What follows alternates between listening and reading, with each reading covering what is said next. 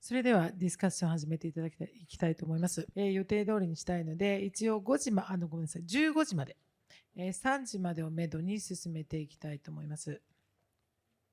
3人のプレゼンテーション、いずれも大変興味深いものだったと思いますけれども、この国の美術館政策についてという観点からですね、まずはユージンさんに、ナショナルヘリテージボード、それから、ナショナルアーツカウンシルとの関係についてもご説明いただきましたけれども、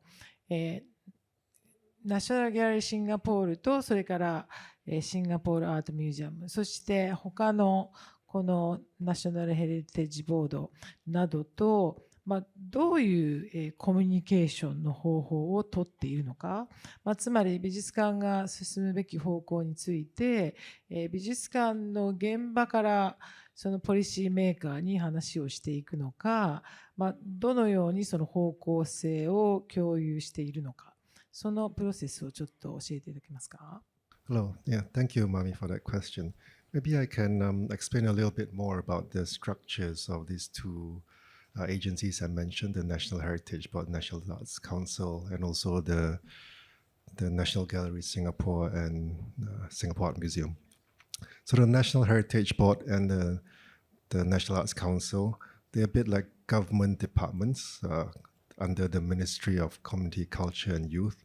So as I mentioned, the National Heritage Board, their role is really to develop the heritage institutions, heritage museums in Singapore. So they are directly run by a CEO who then reports to the Minister for Culture. So it's a very typical government structure. The National Arts Council is the same as well, and their role is to develop audiences and artists. But again, they're like a government department, and the CEO reports directly to the minister. But the National Gallery Singapore and the Singapore Art Museum, we are what we call companies limited by guarantee, as in we have a certain autonomy. So both of us report to a separate board of trustees. So it's two separate boards I report to, not one, which is a lot of work. But we do have government representatives on our board. So we have representatives from the National Heritage Board and the Ministry on our board at the National Gallery. And on the SAM board, we have representatives from the Ministry as well as the National Arts Council, as well as other independent trustees. And both museums receive 70% of our funding from the Ministry of Culture. So there are also there's also a relationship there through the funding. Yeah. How often actually do you speak each other among the board and then also people representing the government? So because we have these representatives on our board, so they know what we do and they're there to represent the government. So that's where the interaction happens. But we're also involved, so the two plans that I mentioned, the heritage plan as well as the arts plan developed by NHB and NAC, we were also involved in speaking to them about that.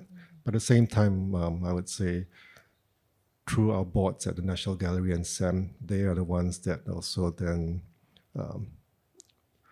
determine a vision for the two different museums, that's aligned but also separate from the other cultural agencies. Yes. Maybe similar question to you, Christelle. From the Minister of Culture point of view, how do you communicate with your number of museums, and how do you share government culture policy together with the individual museums, their own direction? This is the question, because we have a lot of technical meetings with each institution to give the roadmap and to make it sure that the targets could be get by the museums. We have also official meeting, which are the boards. We are in the last campaign of boards, the end of the year, for 15 museums, which represent a very big work for the team, for my team. and we have to prepare these meetings because they are presenting their budget, they are presenting the project, the programmation for the next year, but sometimes for the next 3 years, because exhibitions cannot just come in 2 or 3 months. This is a long time work. So we have technical points, and we have also the boards 3 times a year to fix, to define, to design the orientation. And we have sometimes big meetings with all the presidents, directors, with the ministry to explain the policy, to explain our guidelines. But inclusion, for instance, it's very important, or to share some project like how to help Ukrainian artists, how to receive museum professionals. And we had this exhibition of icons in Louvre Museum. So we have sometimes to react to the actuality. And there is a very good dialogue with these institutions. But this is not the same to discuss with the Louvre Museum, which is a flagship and very huge institution, very big institution, and to discuss with smaller museums which are more simple to manage. So we have to adapt, but we have also scheduled meetings to make it work well. But you said that, so for instance, inclusion is one of the pillars of your cultural policy at the moment. Is there other keywords or direction that you're asking museums to share in a similar direction? On inclusion or other thematics? Yes, other issues, of course. Ecological transition, everybody talks about it, but everybody wants the best shows, the best exhibitions all around the world. What does it mean? It's a satisfaction when I hear that the Centre Pompidou Cubism exhibition will go then in another Japanese city, because it's this, I think it is very important that we could share the productions that we have already prepared with most of the cities. But it has a cost in transportation and so in carbon emission. That means that we are far from the target. But we are also thinking about the way we exhibit and the conservation standards, for example. And I see my British and American colleagues. The standard to exhibit is 21 degrees in the rooms, I think. And we are trying to discuss about the way to enlarge the minimum and maximum temperature. Because we can't keep going like this. So these are foot by foot reflections. And also we were talking a lot with the networks, professional networks, and ICOM, for example, is a very important and influent association at an international level. So this is a transition for ecology. And we have also to face this question in France, very important, but I think in the United Kingdom too, for restitutions. We are asked to restitute some objects, some items from Africa, especially from Africa, and we are preparing very important laws to respond to this legitimate question. So this is a very, very deep work we have to do with our collections, because we think that we know them very well from an aesthetic art history point of view. Yes, we know them, but where do they come from? We don't know in every case where they come from. So this is a very important for me and for the ministry, also for our minister, to improve the research on the provenance and on the origins of collections. Thank you. I want to ask a couple questions to Gus, who is on the screen. Thank you for staying up. I understand that you were appointed as a director for V&A East after this had been planned. But I just wondering if you know how this plan came about and why this V&A East were needed for the museum and also for as a national museum policy. The old store for the V&A, which is in West London, that it came to the end of its natural life. It was a store that we shared with the Science Museum and the British Museum, and it is a great space, I mean, particularly architecturally, but it really did not address the needs of contemporary users. And so whilst we were sad to see it go, it offered us an opportunity to completely rethink our relationship, not just with our collection, but with the users. And we made a promise to ourselves. We could have, if we wished, to have moved outside of London, which possibly would have been a more simple financial model for us to deliver. But we, for all of the reasons that the other speakers have outlined in terms of the sort of the ambient kind of shift in thinking, there was a decision to move to an area within London that did not have great access to kind of national museum collections and kind of wider museological narratives, and with that, to transform the way in which we utilized and interpreted our collections. And I came on board when those decisions had already been made.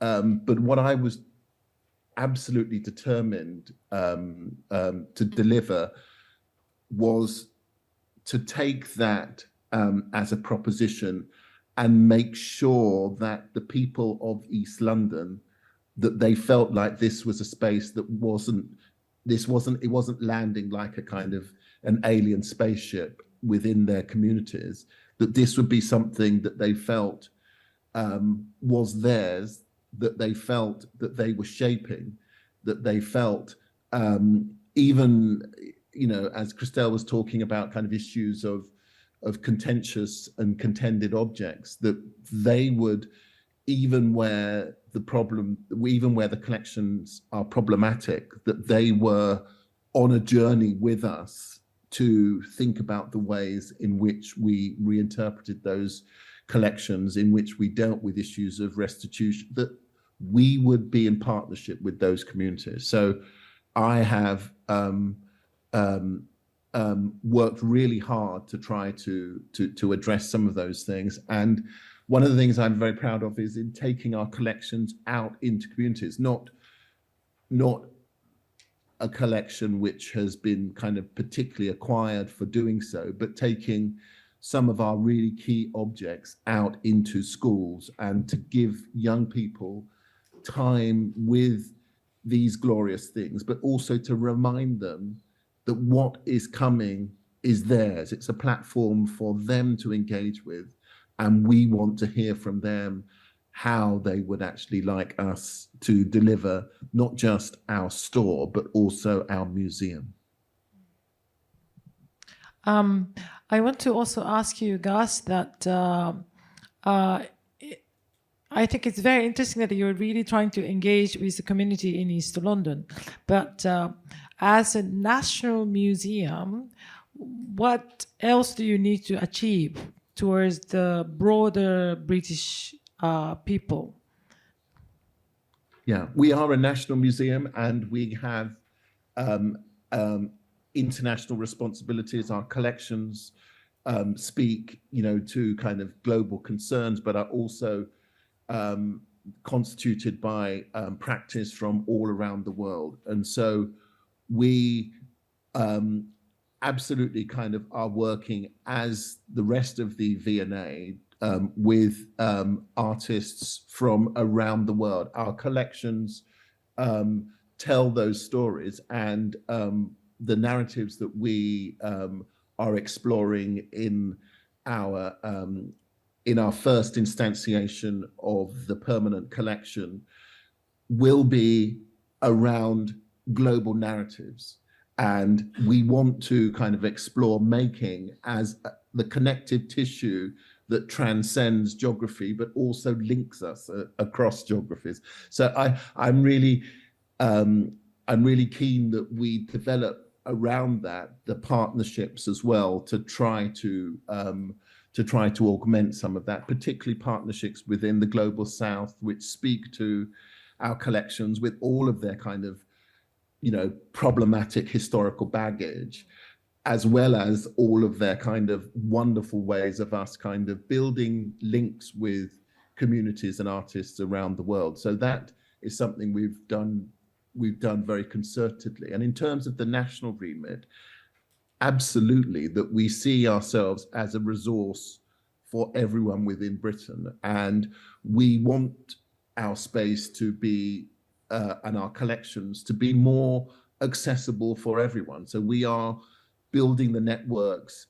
I kind of work within broadcast as well. And I work very hard to try and tell those stories at a national level to make sure that people understand both that these are their collections, but even if they don't visit, that they understand the value that we are bringing to the nation. And we want, when we open, this to be a space that is well visited by people from around the world and across Britain. And so we are building the communications programs, the strategies to make sure that's happening, particularly within the digital space. As Christelle was talking about, sort of the ways in which one can use social media and the web to absolutely kind of build upon kind of museological practice and interpretation.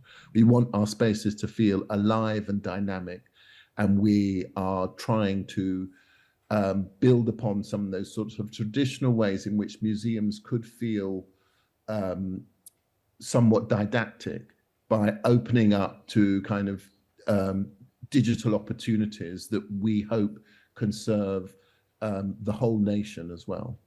Thank you. So you are opening in 2025, is that right? We open in the spring of 25. Okay. I mean, that is both kind of glorious and exciting and also a little bit scary as well. But we are on schedule to do so. Our opening exhibition, Black British Music, which we announced very recently, is developing incredibly well. I'm very, very excited about that. Fantastic. We have all of our kind of retail and restaurant propositions nailed down. There is a lot to do, but it is enormously exciting. I warn you that thousands of Japanese people are coming to the opening. Well, you are very welcome, and I want to see you as well, particularly, Mami. Fantastic. And I want to continue asking to Christelle about, you talked about a private refunded museum in France, particularly these all the fashion maisons. having enormous collections, particularly more probably strongly in contemporary art. How do you think the different role that the national museums are playing from what they are doing?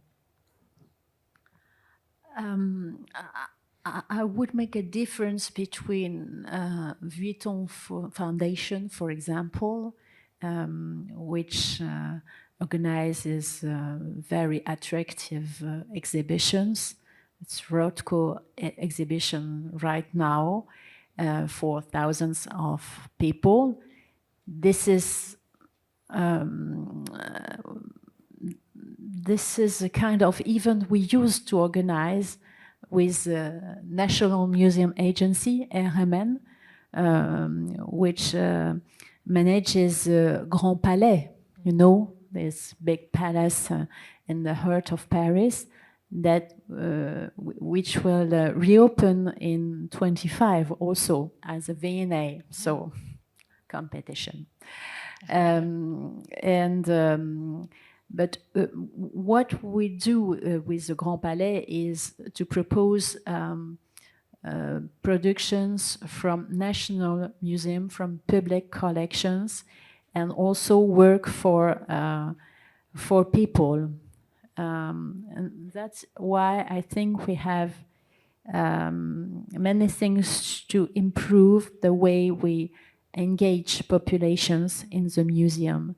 In designing programs, I think we might be better in this way in France.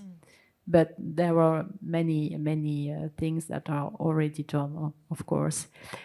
Concerning Pinault collections, this is a very contemporary art gallery, very specialized, I think, with big names of contemporary art, because François Pinault is, I think, a very good specialist in these artists. And it takes place just 1 kilometer from Centre Pompidou.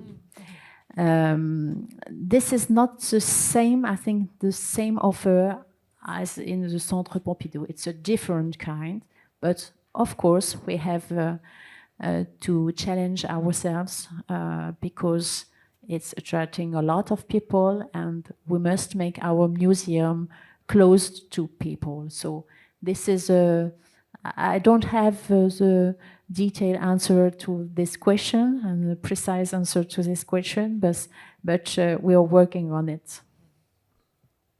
Interesting.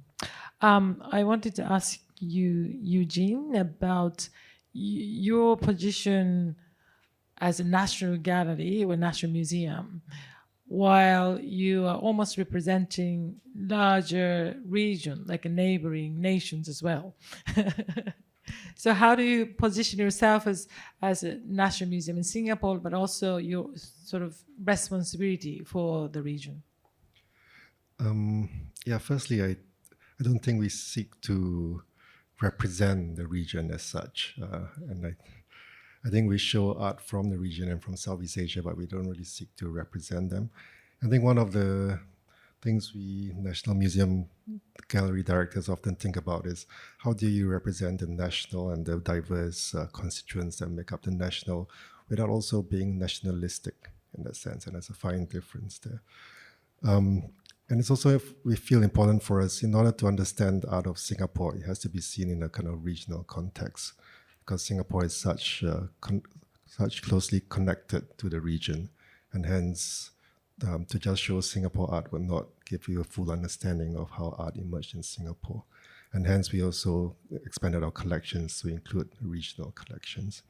But I think this was one point of contention when National Gallery first announced that we were opening with a collection of Singapore and Southeast Asian art, that many of our neighboring countries were also questioning why are you trying to represent the region, you know.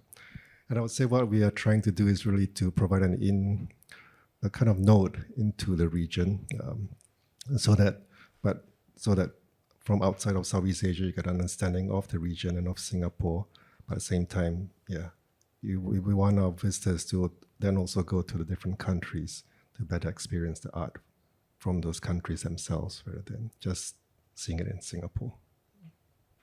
Yeah, in fact, it's far more interesting to see Singapore within the context when you see the collection. Yes, as you know, Singapore is a very small place, a very small population, and hence it enriches, I think, the story of Singapore and Southeast Asia when you see it in a much more expansive way.